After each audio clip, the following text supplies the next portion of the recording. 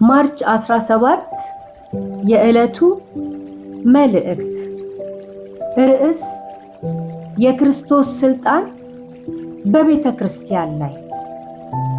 ሁሉንም ከእግሩ በታች አስገዛለት፣ ከሁሉ በላይም ራስ እንዲሆን ለቤተ ክርስቲያን ሰጠው። እርሷም አካሉና ሁሉን በሁሉ የሚሞላ የእርሱ ሙላቱ ናት። ኤፌሶን ምዕራፍ 1 ከቁጥር 22 እስከ 23። ክርስቶስ የቤተ ክርስቲያን ራስ ነው ስንል ቤተ ክርስቲያንን የመሰረተው እርሱ ነው በማለት ለቤተ ክርስቲያን መስራች ለሆነው ለክርስቶስ ዕውቅና መስጠታችን ነው።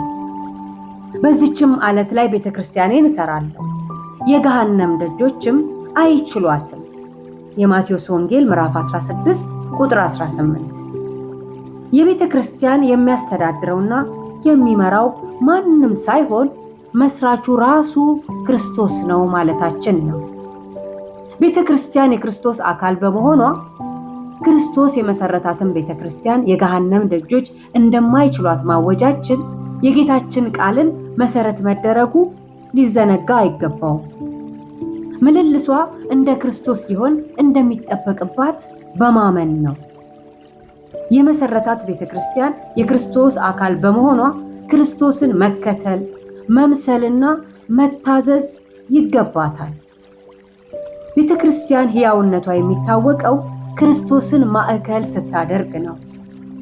ክርስቶስን ማዕከል የማታደርግ ቤተ ክርስቲያን ስም ኖሯት ያንቀላፋች ቤተ ክርስቲያን ልትሆን ትችላለች።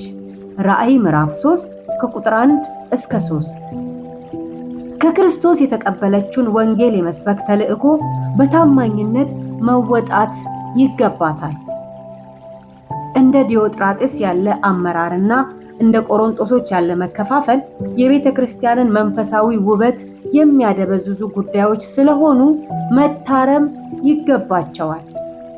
እንግዲህ በክርስቶስ ኢየሱስ የሆነን ሁላችን በቤተ ክርስቲያን ላይ ብቸኛ ባለቤት የሆነውን ክርስቶስን ማዕከል በማድረግ ለእርሱ በመገዛት እንኑር።